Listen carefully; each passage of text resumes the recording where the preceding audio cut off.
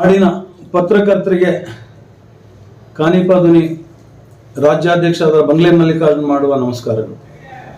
ಇವತ್ತಿನ ದಿನ ಸಮಸ್ತ ನಾಡಿನ ಪತ್ರಕರ್ತರಿಗೆ ಒಂಥರ ಕರಾಳ ದಿನ ಅಂತ ನನ್ನ ಒಂದು ಭಾವನೆ ಹಾಗೂ ಅಭಿಪ್ರಾಯ ಕೂಡ. ಇಂದು ಮಧ್ಯಾಹ್ನ ಕರ್ನಾಟಕ ಸರ್ಕಾರ ಗ್ರಾಮಾಂತರ ಪತ್ರಕರ್ತರಿಗೆ ಉಚಿತ ಬಸ್ ಪಾಸ್ ವಿಚಾರವಾಗಿ ಕರ್ನಾಟಕದ ರಾಜ್ಯಪಾಲರ ಆದೇಶ ಅನುಸಾರವಾಗಿ ಅವರ ಹೆಸರಿನಲ್ಲಿ ಸರ್ಕಾರದ ಅಧೀನ ಕಾರ್ಯದರ್ಶಿಗಳಾದಂತಹ ಎಂ ಜಸಿಂತಾರವರು ಇವತ್ತು ಆದೇಶವನ್ನು ಹೊರಡಿಸಿದ್ದಾರೆ. ಈ ಆದೇಶದ ಅನ್ವಯ ನಿಜವಾಗ್ಲೂ ಬಹಳಷ್ಟು ಮಾರಕವಾದಂತಹ ಅಂಶಗಳು ಇವತ್ತು ಗ್ರಾಮಾಂತರ ಪತ್ರಕರ್ತರಿಗೆ ಏನು ಉಚಿತ ಬಸ್ ಪಾಸ್ ಇದೆ ಅದು ಜಿಲ್ಲಾ ಮಟ್ಟದಲ್ಲಿ ನೀಡುವುದಕ್ಕಾಗಿ ಬಹಳಷ್ಟು ನೋವಿನಿಂದ ಈ ವಿಚಾರ ತಮ್ಮ ಮುಂದೆ ಹೇಳಕ್ ನಾನು ಇಷ್ಟಪಡ್ತಾ ಇದ್ದೀನಿ.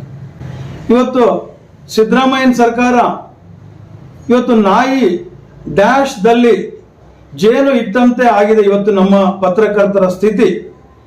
ಇವತ್ತು ಆ ಜಾಗದಲ್ಲಿ ಜೇನು ಇದ್ದಂತ ಸಂದರ್ಭದಲ್ಲಿ ಪೂಜೆಗೂ ಬರಲ್ಲ, ತಿನ್ನೋಕ್ಕೂ ಬರಲ್ಲ ಅಂತ ಸ್ಥಿತಿ ಪತ್ರಕರ್ತರಾಗಿದೆ. ಆ ರೀತಿಯಾಗಿ ಇವತ್ತು ಒಂದು ಗ್ರಾಮಾಂತರ ಪತ್ರಕರ್ತರಿಗೆ ಏನು ದೊಡ್ಡ ಮಟ್ಟದಾಗಿ ಸರ್ಕಾರದ ಉಡುಗೊರೆ ಏನು ಇವತ್ತು ಬಿಂಬಿತ ಆಗಿ ಮಾಡಿದೆಯಲ್ಲ, ಇದು ನಿಜಕ್ಕೂ ಇಡೀ ನಾಡಿನ ಪತ್ರಕರ್ತರಿಗೆ ಮಾರಕವಾದಂತ ವಿಚಾರ ಅಂತ ನೋವಿನಿಂದ ಹೇಳ್ತಾ ಇದ್ದೀನಿ. ಕಾರಣ ಏನಪ್ಪಾ ಅಂತಂದ್ರೆ ಇವತ್ತು ನೋಡಿ, ಅವರು ಆದೇಶದ ಅನ್ವಯ ಇವತ್ತು ಗ್ರಾಮೀಣ ಪತ್ರಕರ್ತರಿಗೆ ವೃತ್ತಿ ಸಂಬಂಧ ಚಟುವಟಿಕೆ ಜಿಲ್ಲಾ ವ್ಯಾಪ್ತಿಯಲ್ಲಿ ಪ್ರಯಾಣಿಸಲು ಬಸ್ ಪಾಸ್ ಸೌಲಭ್ಯವನ್ನು ಪ್ರಾರಂಭಿಸಲಾಗುವುದೆಂದು ಹಿಂದೆ ಬಜೆಟ್ ಅಲ್ಲಿ ಘೋಷಿಸಿದರು. ಅದರಂತೆ ನಮ್ಮ ವಾರ್ತಾ ಇಲಾಖೆಯ ಕೆಲವು ನಿಬಂಧನೆಗಳು ಹಾಗೂ ಮಾನದಂಡ ಗೈಡ್ಲೈನ್ಸ್ ಏನು ತಗೊಂಡಿದ್ದಾರೆ, ಆ ಗೈಡ್ಲೈನ್ಸ್ ಅನ್ವಯ ಪತ್ರಿಕೆ ಮಾಧ್ಯಮ ಪಟ್ಟಿಯಲ್ಲಿ ಇರಬೇಕು ಪ್ರಥಮವಾಗಿ. ಎರಡನೇದು, ಆ ಪತ್ರಕರ್ತನಿಗೆ ಕಾಯಂ ನೇಮಕಾತಿ ಆದೇಶ ಕಡ್ಡಾಯವಾಗಿ ಇರಬೇಕು. ಜೊತೆಗೆ 4 ವರ್ಷಗಳಿಂದ ಸೇವಾ ಅನುಭವ ಸೇವೆ ಮಾಡ್ತಿರ್ಬೇಕಂತ ಸ್ಪಷ್ಟ ಹೇಳಿದ್ದಾರೆ.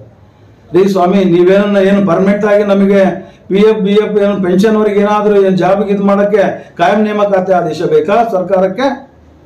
ಇವತ್ತು ನಾವು ಪತ್ರಕರ್ತರು ಸರ್ಕಾರ ಹಾಗೂ ಸಾರ್ವಜನಿಕರ ಮಧ್ಯೆ ನಮ್ಮ ಪ್ರಾಣವನ್ನೇ ಒತ್ತಿಟ್ಟು ಇವತ್ತು ಸೇವೆ ಮಾಡ್ತಿರುವಂತ ನಮಗೆ ಇದೇನಾ ನೀವು ಸರ್ಕಾರ ಕೊಡ್ತಿರುವಂತ ಬಳುವಳಿ?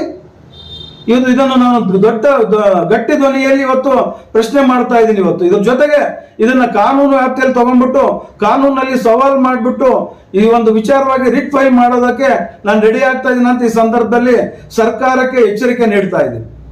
ಏನ್ರಿ ಇವತ್ತು ಯಾವ ಸಂಪಾದಕರು, ಯಾವ ಪತ್ರಿಕೆ ಸಂಪಾದಕರು ಯಾರಿಗೆ ಕಾಯಂ ನೇಮಕಾತಿ ಆದೇಶ ಕೊಡಕ್ ಸಾಧ್ಯ ರೀ?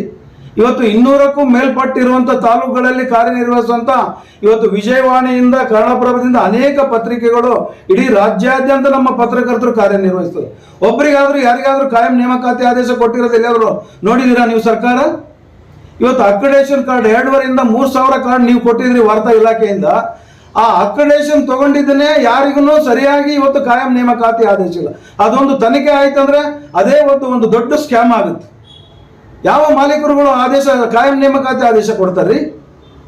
ಇದು ಕೊಡಕ್ಕೇನೆ ಸಾಧ್ಯ ಇಲ್ಲ. ಇಂಥ ಒಂದು ಸ್ಥಿತಿಯಲ್ಲಿ ಇರಬೇಕಾದಾಗೆ ಕೇವಲ ನಮಗೆ ಜಿಲ್ಲಾ ಮಟ್ಟದಲ್ಲಿ ಓಡಾಡೋದಕ್ಕೂ ನೀವು ಈ ರೀತಿ ಮಾನದಂಡ ಹಾಕಿದ್ರೆ ಯಾವ ರೀತಿ ನಮಗೆ ಅದು ಉಪಯೋಗ ಆಗ್ತದೆ ಹೇಳಿ? ಇವತ್ತು ಮೊನ್ನೆ ಸಿದ್ದರಾಮಯ್ಯನವರೇ ಇವತ್ತು ಅನೇಕ ಭಾಗ್ಯಗಳು ಕೊಟ್ಟಿದೆ. ಇದೇನಾ ನಿಮ್ಮ ಪತ್ರಕರ್ತರಿಗೆ ತೋರಿಸಿದಂತ ಒಂದು ಗೌರವನ?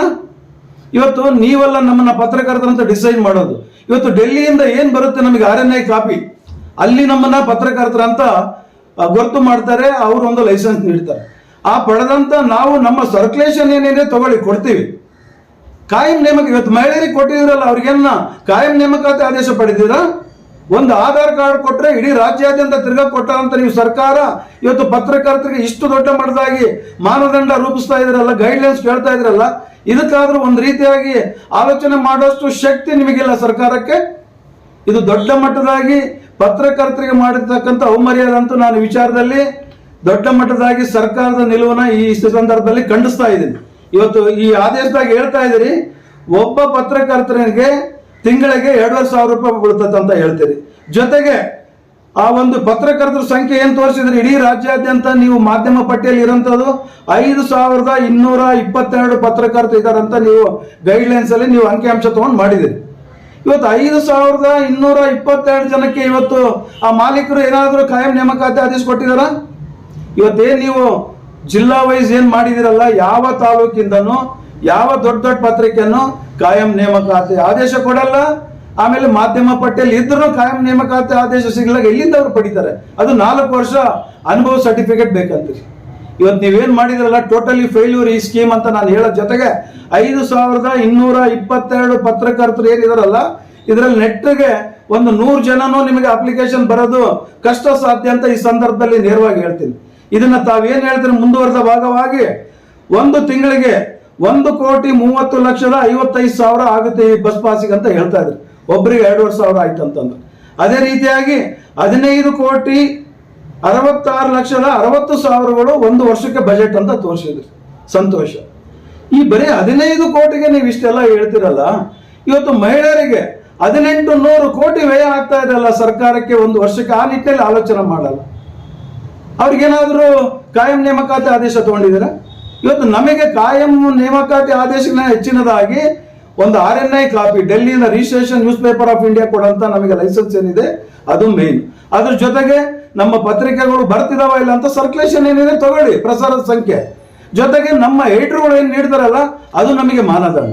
ಇವನ್ನೆಲ್ಲ ಗಾಳಿಗೆ ತೂರಿ ನೀವೇನೋ ಪತ್ರಕರ್ತರಿಗೆ ಕಿವಿಗೆ ಹೂ ಇಳಕ್ ಹೊರಟಿದಾರಲ್ಲ, ಇದು ಬಹಳಷ್ಟು ಅನ್ಯಾಯ ಹಾಗೂ ಹಸಿಂದು ಒಂದು ಅವೈಜ್ಞಾನಿಕ ಅಂತ ಈ ಸಂದರ್ಭ ನೇರವಾಗಿ ನಾನು ಹೇಳೋ ಜೊತೆಗೆ ನಮ್ಮ ಕಾನಿಪಾದುನಿಯಿಂದ ದೊಡ್ಡ ಮಟ್ಟದ ಹೋರಾಟಕ್ಕೆ ನಾವು ಇಳಿಬೇಕಾಗ್ತದಂತ ಈ ಮೂಲಕ ಸರ್ಕಾರಕ್ಕೆ ಎಚ್ಚರ ಕೊಡ್ತಾನೆ.